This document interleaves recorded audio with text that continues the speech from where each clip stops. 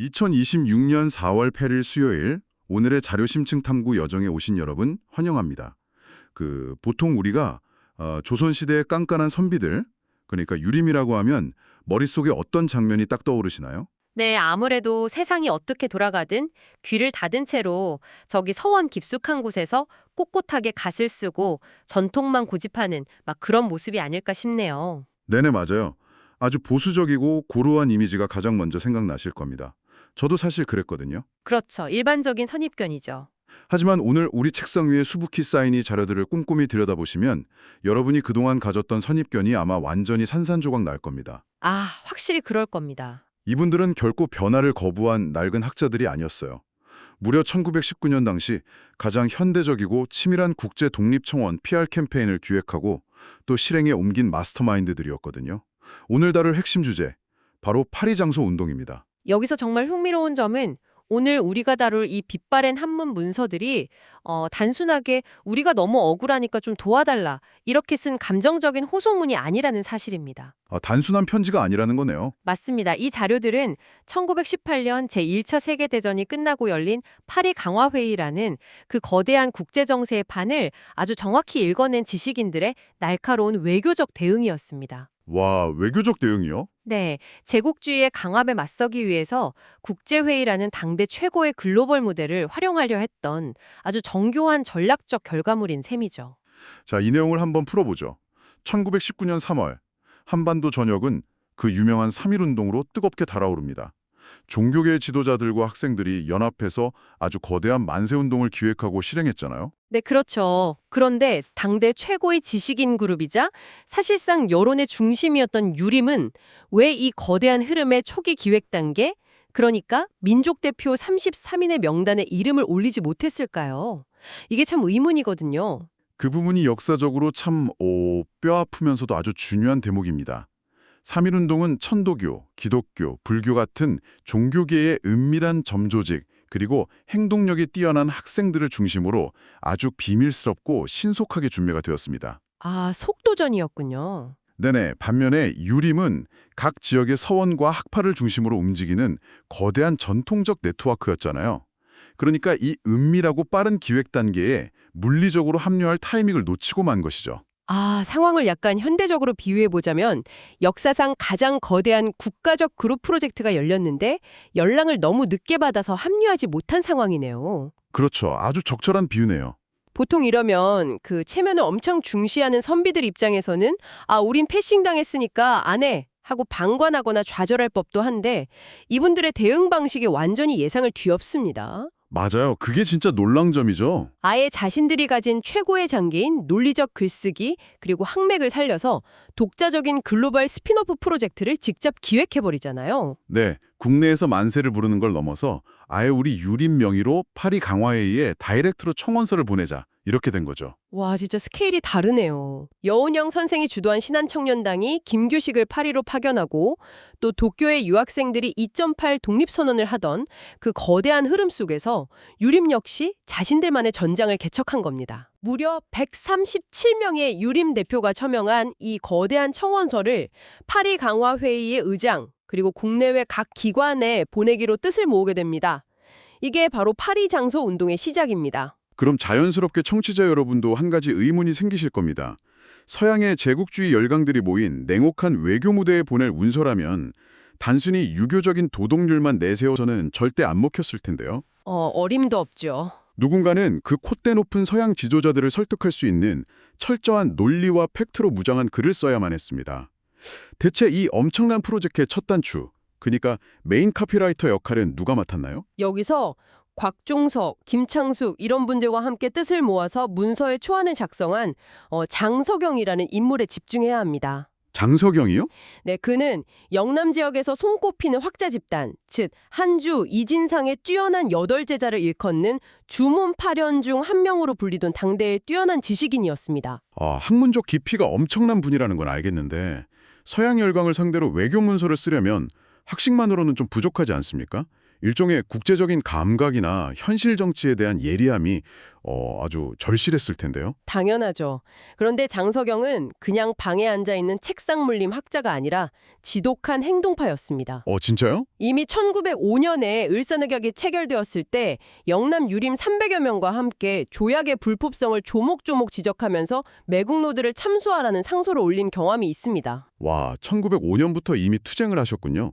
심지어 1912년에는 망명까지 결심하고 100여일 동안 만주 지역 일대를 직접 답사하면서 요조하기 행위라는 기록을 남기기도 했죠. 세상에, 직접 발로 뛰셨네요. 네, 국제정세의 냉혹함과 조약이라는 외교적 행위의 허점을 누구보다 잘 꿰뚫어보고 있던 인물이었습니다. 단순히 한문을 유려하게 잘 쓰는 분이 아니라 이미 10여 년 전부터 일제에 조작된 외교에 맞서서 논리적 싸움을 해본 그야말로 실전 경험자였군요. 맞습니다.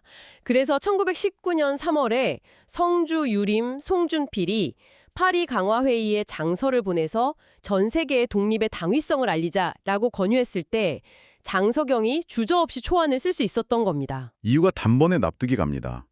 그런데 제가 오늘 이 자료를 분석하면서 도저히 믿기지 않았던 부분이 하나 있습니다. 현재 확인되는 파리 장소의 판본이 무려 8종에서 9종이나 된다고요? 네, 놀랍게도 그렇습니다. 발견된 판본들을 보면 문장 구조나 강조하는 바가 조금씩 다 다릅니다. 끊임없이 문안을 수정하고 다듬었다는 명백한 증거죠. 청취자 여러분, 잠깐만요. 이 상황을 한번 상상해 보시죠. 때는 1919년입니다. 일제 헌병들이 눈에 불을 켜고 조선인들을 감시하던 시기예요. 지금처럼 구글 문서나 클라우드 문서 공유 같은 건 당연히 없고 붓으로 그 엄청난 길이의 한문을 써내려가야 합니다. 네네, 모든 걸 수작업으로 해야 했죠. 그런데 그걸 8번에서 9번이나 다시 썼다고요? 이건 정말 단순히 문장을 다듬는 수준을 넘어서 엄청난 집요함 아닙니까? 왜 이렇게까지 수정을 거듭해야만 했을까요? 그 지독한 완벽주의가 바로 이 파리 장소가 지닌 외교 문서로서의 본질을 증명하는 겁니다. 아, 외교 문서로서의 본질이요? 만약 단순히 우리의 억울함을 호소하는 글이었다면 감전이 격해진 상태로 그냥 한 번에 써내려갔겠죠? 하지만 이들은 대상이 누구인지 정확히 알고 있었습니다. 파리에 모인 서양의 지도자들에게 우리가 불쌍하니 도와달라는 감정적 호소는 절대 통하지 않으니까요. 그렇죠. 그 사람들은 철저히 자국 이기주의로 움직이는 강대국들이잖아요. 맞아요. 장석영의 초안을 보면 이런 구절이 나옵니다. 저들이 세계 여러 나라에 우리가 마음으로 바라는 것이라고 거짓으로 알리고 있습니다. 하늘이 내려다보고 만국에 이목이 있으니 또 속여 넘길 수 있겠습니까? 와, 일본이 한국을 강제 병합한 것이 한국인들이 원해서 된 것이라는 그 일제의 선전전을 정면으로 반박하고 있네요. 정확합니다. 특히 장석영의 초안에는 일제의 한국 침탈 과정이 시기별로 아주 구체적인 팩트로 서술되어 있습니다. 시기별로요? 네, 그 8번, 9번의 퇴고 과정은 유교적인 도덕의 언어를 덜어내고 국제사회라는 냉정한 무대에서 통용될 수 있는 보편적인 주관론, 그리고 일제 침략의 불법성을 증명하는 법적이고 논리적인 무기로 벼려내는 지난한 담금질의 과정이었던 겁니다. 와, 듣고 보니 이건 정말 치열한 법리 검토 과정이었네요. 자, 이렇게 수없이 고쳐 쓴 끝에 기가 막힌 외교 문서가 탄생했습니다. 그리고 무려 137명이라는 전국 각지 유림 대표들의 서명도 받아냈죠. 대단한 성과죠. 그런데 현실적인 문제에 딱 부딪힙니다. 아무리 문서를 완벽하게 쓰고 서명을 많이 모았어도 이걸 일제 경찰 몰래 빼내서 파리까지 그리고 국내외 각 기관에 전달하지 못하면 그저 방구석에 놓인 휴지 조각에 불과하잖아요. 바로 그게 핵심입니다. 도대체 이 엄청난 물류와 네트워크 미션은 어떻게 해결한 겁니까? 137명의 도장을 받으러 전국을 돌아다니는 것 자체가 이미 목숨을 건 첩보 작전이었을 텐데요. 이 지점에서 우리는 유진태라는 인물의 활약을 절대 놓쳐서는 안 됩니다. 유진태 선생이요? 네, 그는 단순히 서명을 받으러 돌아다닌 연락책 수준이 아니었습니다. 그는 단절되어 있던 각 지역의 유림 네트워크를 하나의 선으로 꿰뚫어버린 연결망의 마스터였습니다. 저도 자료에서 이분의 이력을 보고 진짜 감탄을 금지 못했습니다. 이분은 전통적인 서당에서만 공부한 분이 아니더라고요. 네, 이력이 아주 특이하죠. 대한제국 시절에 무관학교에서 군사훈련도 받았고 이상제, 이승만 같은 근대적 지식인들과 독립협회 활동까지 함께 했던 분입니다. 머릿속엔 전통적인 유교 사상이 있지만 몸은 가장 근대적인 조직체계와 실전 경험으로 단련된 일종의 언더그라운드 물류 매니저 같았어요. 아주 날카로운 분석입니다. 당시 파리장서 운동을 준비하던 유림은 사실 크게 두 갈래로 나뉘어 있었습니다. 영남 지역을 중심으로 김창숙이 이끄는 그룹이 있었고 충남 청양을 중심으로 임경호가 이끄는 그룹이 독자적으로 움직이고 있었죠. 아, 따로따로 움직이고 있었군요. 조선시대부터 이어져 온 학파의 차이, 이른바 기호학파와 영남학파라는 벽 때문에 이들은 같은 목적을 가지고도 서로의 존재를 잘 모르거나 교류가 적었습니다. 아, 목적은 완벽히 같은데 학맥이 달라서 시너지를 못 내고 있던 거군요. 현대 비즈니스로 치면 같은 회사의 두 부서가 똑같은 신제품을 개발하면서도 소통을 안 해서 엄청나게 자원을 낭비하고 있는 상황이네요. 더 큰 맥락에서 이 부분을 연결해보면 유진태의 진가가 바로 거기서 발휘됩니다. 어떻게 하셨나요? 그는 평안 남북도 지역의 서명자를 규합하는 동시에 이 단절되어 있던 영남 인사들, 즉 김창숙 측과 충남의 임경호 양측을 서로 연결해 줍니다. 학파와 지역의 장벽을 허물고 전국적인 운동으로 확장시킨 기폭제 역할을 한 것이죠. 진짜 흥미로워지는 부분은 바로 여기입니다. 유진태는 단순히 단절된 점들을 선으로 연결하는 데서 그치지 않았습니다. 이 완성된 문서를 파리로 보내기 위한 가장 중요한 미션, 즉 중간기착지인 중국 상해로 밀반출하는 과정에서 그의 기지가 폭발하죠. 네, 그 상해행이 정말 고비였죠. 김창숙이 집신을 신고 장서를 품에 숨긴 채 상해로 밀항할 때 유진태가 결정적인 무기를 딱 쥐어주지 않습니까? 맞습니다. 바로 소개장입니다. 아, 소개장. 아무리 김창숙이 훌륭한 학자라도 낯선 중국 땅에 떨어지면 대체 누구를 믿고 이 위헌한 문서를 건넬 수 있겠습니까? 일제 밀정들이 득실되는 곳이었는데요. 그렇죠. 자칫하면 바로 끝나는 거니까요. 그래서 무관학교와 독립협회 활동을 통해 이미 폭넓은 인적 네트워크를 형성하고 있던 유진태가 나선 겁니다. 그는 이미 상해의 망명에 있던 독립운동의 거물들 이상설, 이동영, 이회영 등에게 김창숙을 소개하는 편지를 직접 써줍니다. 와, 그 편지 한 장이 상해 임시정부 인사들에게 이 사람은 믿을 수 있는 우리의 특사이며 이 문서는 조선 유림 전체의 뜻이다 라는 걸 보증해주는 완벽한 레퍼런스 체크이자 프리패스가 된 거네요. 정확합니다. 그 소개장 덕분에 김창숙이 무사히 장서를 전달할 수 있었죠. 훗날 유진태가 조선교육회 설립, 조선물산 장려회, 그리고 신간의 창립을 주도하고 나중엔 조선일보 사장까지 역임하는 걸 보면 그는 시대를 관통하는 최고의 조직가이자 네트워커였습니다. 파리장서 운동은 그의 이러한 역량이 완벽하게 증명된 첫 무대였던 거고요. 결과적으로 이 완벽한 문서와 치밀한 물류작전이 결합해서 파리장서는 무사히 상해를 거쳐 파리로 향하는 길에 오릅니다. 국내에서도 송준필 등이 통고국내문을 배포하며 양동작전이 펼쳐지죠. 하지만 우리의 역사에서 늘 가장 가슴 아픈 순간은 이렇게 치밀했던 외교전과 작전이 결국 일제의 감시망에 걸려드는 순간입니다. 결국 이 거대한 네트워크도 꼬리가 밟히고 말았죠. 안타깝게도 그렇습니다.